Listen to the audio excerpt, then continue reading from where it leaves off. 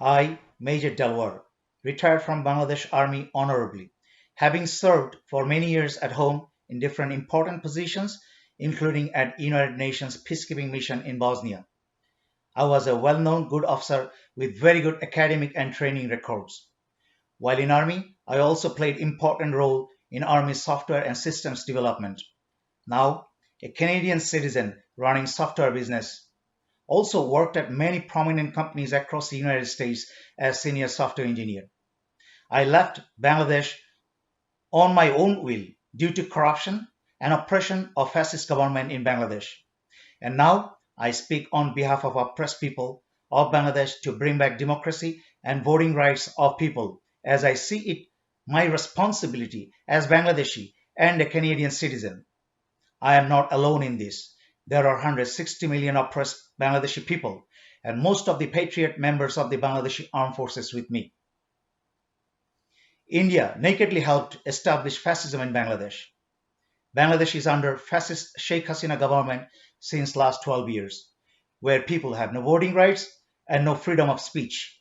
Unprecedented corruption prevailing in Bangladesh under this fascist government, where pretty much all banks have been emptied, including a big chunk of Federal Reserve.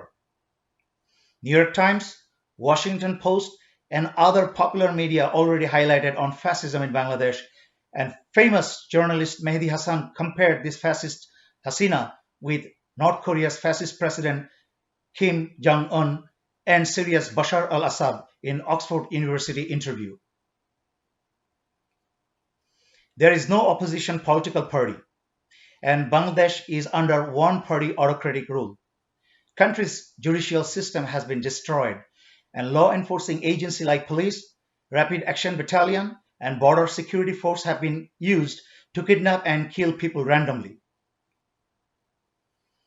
Bangladesh fascist government continued a harsh crackdown to suppress those that disagree or are critical of the ruling Awami League. These included members and supporters of the political opposition, journalists, prominent members of civil society, as well as students and even school children. Number of women and minors being raped is higher than total number of rape cases in previous 38 years prior to this fascist government took over. And most of the accused rapists are the goons of this government. Opposition political parties have been decimated and destroyed by brutal fascism. Rather, one-person fascist rule of Sheikh Hasina with the help of RAW and India, to be more precise. All institutions are being destroyed. Country's judicial system has been destroyed, and former Chief Justice S.K. Sinha was forced to resign and literally kicked out of the country by DGFI under direction of fascist Prime Minister Hasina, which has been narrated by former Chief Justice himself on his memoir, A Broken Dream. Digital Security Act have been passed to criminalize free expression. Meanwhile, thousands continue to face charges for their social media commentary. Human Rights Watch, a New York-based NGO, has described RAB as a Bangladeshi government a death squad. Adhikar, a Dhaka-based human rights organization, reported at least 3,000 people lost their lives in extrajudicial killing between January 2009 and May 2020 in Bangladesh. Over 1,000 people have been killed, followed by disappearance. India implanted puppet government in Bangladesh, not allowing people to vote. That was self-confessed by former Indian President Pranab Mukherjee in his memoir, The Coalition Years. India trained Awami League goons on disappearance and killing of people in Bangladesh. India pushed about 3 million illegal Indians into Bangladesh and absorbed them into Bangladesh police and other government sectors, and also into business sectors like garments, railway contracts, power plants, etc., who earns over 10 to 12 billion US dollar each year and sends them to India without paying tax in Bangladesh. India has been working secretly destroying Bangladesh economy. Indian economy is in complete disarray, where their GDP fell to minus 32%, and they started selling gold from Federal Reserve. India is at the verge of collapse. There are a lot other bilateral issues like Faraka Barrage, Tista water sharing, corridor linking eastern provinces of India through Bangladesh, etc., where India takes all advantages from Bangladesh but gives nothing in return. Whereas current unemployment rate is very high in Bangladesh itself. In social media live video, I asked Bangladesh government to oust all illegal immigrants of India and place unemployed Bangladeshi men and women in their place, which is very valid nationalistic demand. It has nothing to do with any religion. Just like any other Western countries are implementing stronger immigration process, and no country allows illegal immigrants. Bangladesh is one of the most secular countries in the world where people of all religion lives together in harmony. In my live videos, I equally appreciated patriotic Hindus and Muslims and equally blamed Muslims and Hindus traitors who are working against the interest of Bangladesh, which any country would do. And Indian media is spreading lies and putting false color of racism and extremism in their media. Whereas India is the most communal country in the world. They are persecuting Muslims, Christians, and low caste Muslim Hindus in the name of CAA and NRC. Their Indian government sponsored terrorist organizations like RSS and ISKCON, who lynch Muslims for eating beef every other day, whereas India is the largest beef exporter in the world. India is a rising fascist and Nazi force. Therefore, it is also helping the fascist government to oppress Bangladeshi people. India Prime Minister Modi is notoriously known murderer of over 2,000 Muslims in Gujarat in 2002, which is known as Gujarat pogrom. In 1984, over 8,000 Sikhs were killed in anti-Sikh riots. Over 200 Muslims were killed and over 2,300 were arrested, and lots of homes and businesses were burned in February and March this year in Delhi by RSS Hindu terrorists and Indian police under the direct instruction from Modi. 57 Bangladeshi army officers have been killed by the conspiracy of Sheikh Hasina government and India in 2009. Thereafter, several other army officers have been killed and jailed on false accusations. Recently, Major retired Sinha was killed by RAW. RAW sponsored one of the most corrupt Bangladeshi police officer, Pradeep.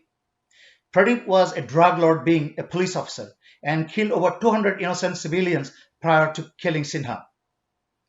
Patriot Bangladesh armed forces will not sit and watch quietly anymore. If this fascist government does not stand down and set country free, allowing a free and fair election to bring back democracy. There are a lot other patriotic Bangladeshis and scholars talking about Indian conspiracy on Bangladesh, but India is afraid of my speech because I'm an ex-military officer. An entire patriotic Bangladesh armed forces and Bangladeshis are with me in this. India is afraid of Bangladesh army because of its capability and strength, and Bangladesh army being one of the strongest army in the region. They tried to destroy Bangladesh armed forces several times, but failed miserably. Therefore, I ask Indian media to stop spreading lies and nasty propaganda. You don't have the courage and power to fight, so you resort to propaganda. Propaganda is a work of weak, feeble, and cowards. You can never win if you don't have a good and righteous cause. Bangladesh and Bangladeshis have righteous cause, and we shall win. All Indian neighbors have left Indian alliance due to India's big brotherly aggressive attitude and meddling into internal affairs of neighboring countries.